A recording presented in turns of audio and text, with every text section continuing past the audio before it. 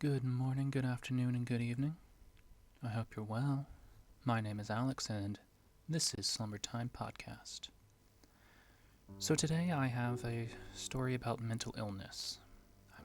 I'm doing this one to discuss some things that I've had difficulties with, and I want this to help be a way for me to work through some things, and I would also like this to be a way to help others through some issues.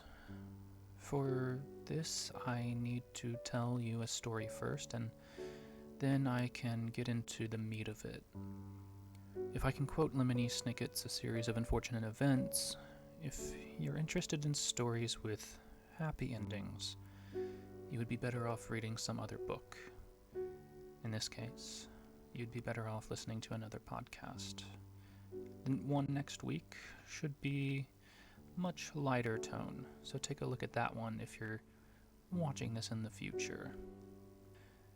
So, I often have difficulty with making things overly dark and emotional. I'll be focusing more on the facts for the beginning here. I'll also try to lighten the mood with some positive memories and maybe even some jokes. So basically, my story starts in high school. I was dating a girl whose name I won't disclose here, but let's call her Hannah. This girl I dated liked 13 Reasons Why, so I'm going to go with the girl's name from that. Now, before this relationship, I had had a couple others. I had two in my freshman year of high school and a couple short flings during that summer. This would be back in 2009, and the longest lasting of those, she ended up cheating on me, so I became unsure about relationships with others. During this summer, I ended up meeting someone who changed my life in a good way. They helped me think about relationships in a healthy way. We dated, but then mutually broke up because she needed to take care of her mental illnesses. This would be the start of my sophomore year, and at that point, that's when I met Hannah. We were both a part of the debate team. She was a freshman. We ended up going to some tournaments together in October and November of that year. We went to Minneapolis, a few places in Iowa, and we got to know each other during the downtime outside of the debates, and we even got to talk a bit late at night in our hotel rooms with some of the other people, and we had an instant connection. By the beginning of December, we ended up walking home together a few times, and we talked a bit about how she would always play on the swings when she was younger, and it was also how we bonded since there were some swings near her house. We would talk for a few hours in the blistering cold until it was near dinner time, and we would have to go home, and after doing that a couple times, we knew we would get along well as a couple, and we decided to start dating. It's probably the relationship that I look back on and think that's the type of relationship that you see in movies. I probably see it in too good of a light, but at the time we were very lovey-dovey. We had a lot in common with being in the same club, and she was smart. She liked the books I did too. She could also play some instruments, and might be part of why cello is my favorite. And yeah, her happiness was contagious. Anyway, we would often go to the library where we studied after school together. We would hang out with her family, her friends. We also watched a lot of movies in my basement, and it was as peaceful of a relationship as you could get. When you're with your loved one, you're just holding each other, you're not thinking of anything else, and that's exactly what it was like. One other memory that sticks out above most is when we went to a soup kitchen together. We were helping serve some people, and one of the women there looked at us and She told us how we were looking at each other. She said, "It's so clear how much you love each other, just doing that." And at that point, I knew things were great between us. Another great memory is the best birthday present I have ever received. She made a picture book with pictures she took of herself. She glued them into a handmade booklet. Each picture had something that she liked about me. And at the end was a picture of us, some poem, I think, saying something about love. Unfortunately, I don't have it anymore. It's packed somewhere in my parents' house, and yeah, I just don't remember what it says. Still, the thing that spoke to me most was the title. It was 16 Reasons Why I Love You, since I turned 16 that year. I never read 13 Reasons Why.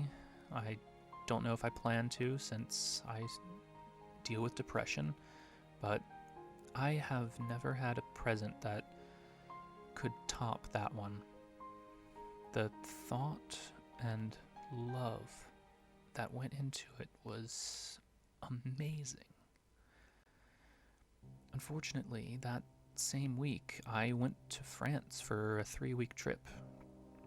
I won't get into too much about it, and honestly, the trip itself was not that great, except for some of the sights. The group was rough, I was sick for half of it, and the homestay wasn't that great. But at the same time, Hannah was at summer band camp, I believe. If it wasn't the same time, it was definitely during the summer. I wasn't in band, but that's the time when everything just went wrong for us. When Hannah and I started dating, she also liked another guy from band. She was honest with me, and she asked me if she could be friends with him. That was really nice of her, and it was very mature to talk to me about that. I agreed because I trusted her, and I wanted her to trust that I wasn't going to be jealous. In hindsight, this might have made me a bit overprotective in future relationships. I don't know. She started talking with him, and she got really close to him during that summer. I was out of the country, so I wasn't around for much of it.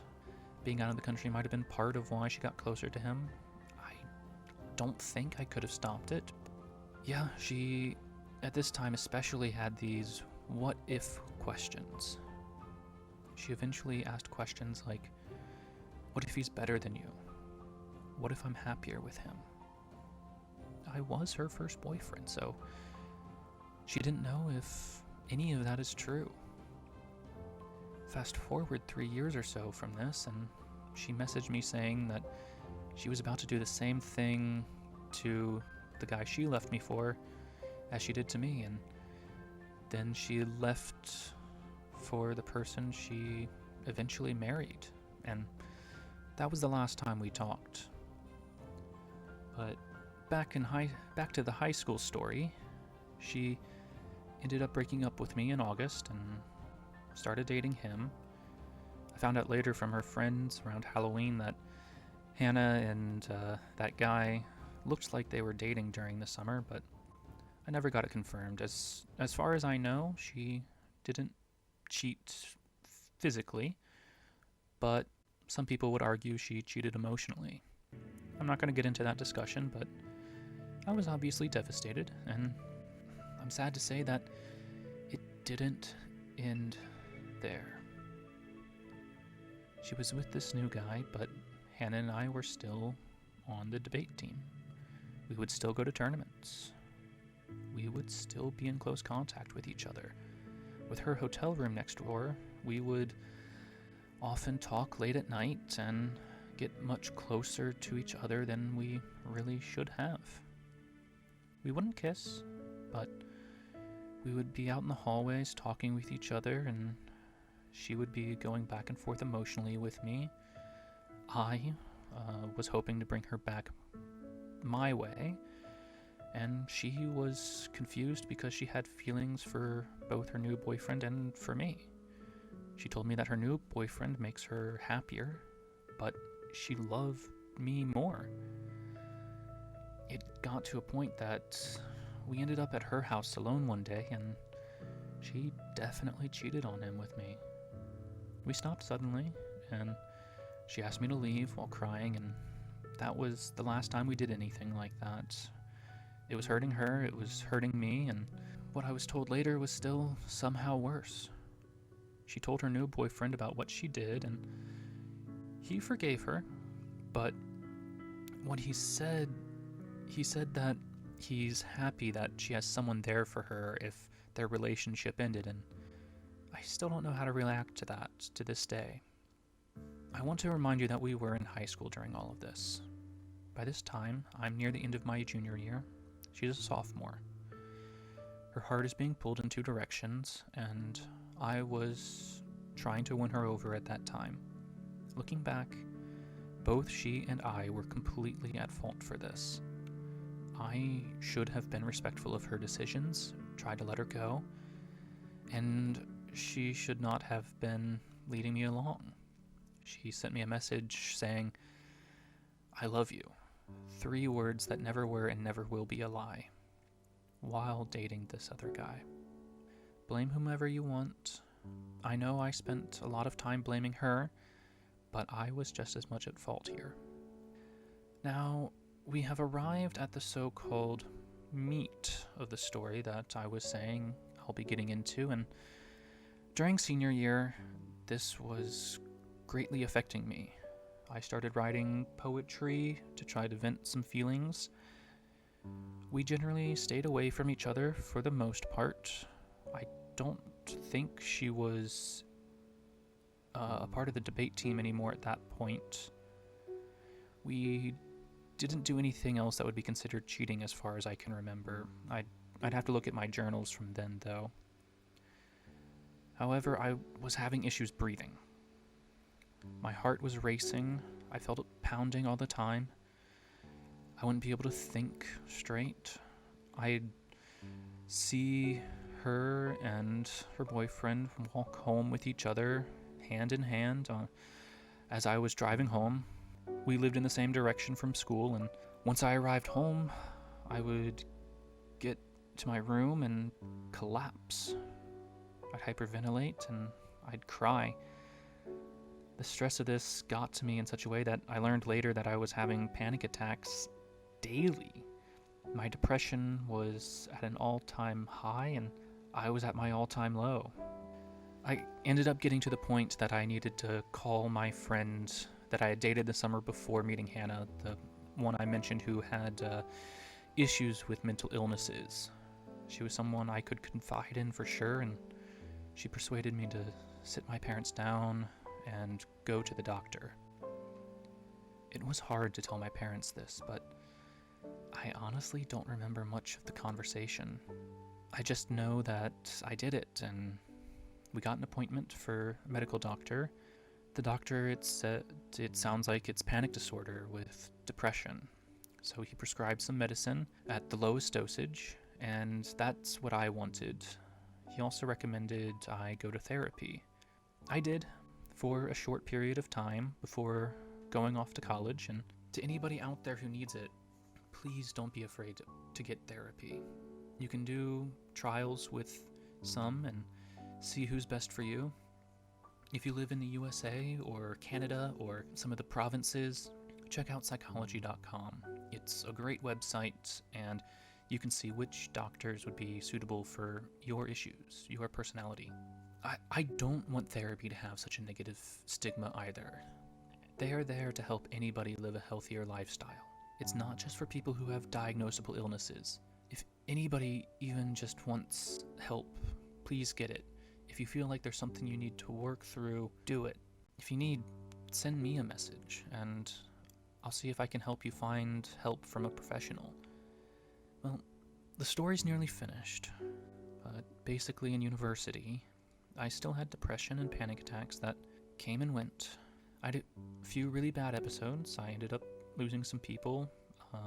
Some died, some left, and I kept on with the medicine. I also had a few relationships at this time as well. Freshman year, I dated someone who cheated on me. Yes, I've had some bad luck in that case. No, I do not feel much looking back at that relationship. Ironically, she also asked if she could be friends with that guy when she started dating, to which I said yes, and I can feel many guys shaking their heads at me now. Fair enough. Still, I moved on from that relationship. I also had one other relationship in university, and one relationship since graduating. The one in university was for 6 months, and the other was for 2.5 years. I ended the relationship with both of them, and I know that part of the reason is because I'm still being affected by this breakup in little ways. I had difficulty making and keeping connections with them. I tended to distance myself. There were trust issues. There are, of course, other problems as well, but I know that many of them stem from the breakup. Also, I know that when one of these relationships ended, it would then affect the next relationship too. It's as if each time there's less and less I can give to each new relationship, and it's unfair to the next one. Alright, that might be more than I probably should share. I've shared a lot here, but basically, my last panic attack was 5 years ago. The depression is still on and off, but I found ways to handle most of the anxiety. Meditation, exercise, taking extra time off, talking with friends, forcing myself to be around people, different hobbies, this, etc. That is until this week. I had my first panic attack in 5 years. My fight or flight responses kicked in while I was out shopping for groceries. I got out of there as quickly as I legally could, and I have to say, the reason for all of this is it's Facebook's memory app. This time, when I looked at it, it showed a post from Hannah from 10 years ago. In her new profile picture, it showed her with her husband and her newborn baby. Somehow, seeing her with a baby pulled me all the way back to high school and triggered my anxiety more than it has been in the past 8 or 9 years. That, on top of some other things I feel less okay with sharing, sent me over the edge. Somehow, this all still affects me after 10 years. The weird thing about all of this is I've been having dreams about her recently. They started up again in the past couple of months, and coincidentally, it's when she's had the baby. Those dreams plus this picture, it's what caused all the anxiety to come rushing back. It's been hard to relax at night knowing that she might pop up in my dreams, and I guess subconsciously, for her to keep doing it, I seemed to want her to show up, but seeing that picture brought out parts of me that I thought weren't there anymore. I'm sad this still affects me. I had a great dream when I talked with her. I could forgive her. I came to terms with it then, and I really felt at peace. Yet something so small sent me over the edge again. There's a chance I will never completely get over it, but it won't stop me from trying. What happened was I immediately called a good friend during my panic attack. I know what it's like to go through these attacks and depression alone, so I decided to get out of my comfort zone. I made a small step, called him. We talked for about 45 minutes about this story, and we discussed some steps I can take. We talked about future plans, and it calmed me down enough for me to think, and that's when I began writing this podcast. This story is one I've wanted to share here, but I just didn't know how to share it. I didn't want it to be a complaining session. I didn't want this to be so dark and sad. I want this to be a way for people to share their experiences and get support. If you know me in real life, you know that I'm generally shy. I'm afraid of stepping on other people's toes. I think about others before myself. I'm an Enneagram 9, if you know what that means. Basically, it means I'm a peacemaker. I'm meek. I try to avoid any and all conflict. I don't put myself out there. I even find it hard to handle issues online, not to mention in person. However, I want to say right now this. I need help. I need to go back to counseling. I need my support group. I need to work through my grief. I need to work through my relationship issues. There are many things unrelated to this that I want to work through. Now, if somebody like me can say this to everybody online, some video that my parents, my friends, are probably going to see, I think you can do the same. What I recommend is sending a message to a family member, a friend, a coworker, not your boss, a church member, your neighbor, anybody you talk to normally, just saying, I need help. All right? I do also recommend adding a little more detail to it so your mother doesn't have a heart attack when she sees it. For me, I went to counseling before, but I didn't stick with it. If I had, I might not have had to go through 10 years with this affecting me as much as it seems to be. Do what I didn't. All right. Thank you so much for joining me today. I promise, next time I will be doing a more positive podcast. There's been a lot of dark themes that I've been covering recently. I think it's about time we do a very positive one next time, so look forward to that next week. At this point, I'm going to let the song play out here. Relax, take a breather, all right? Just remember, we're here and we're listening.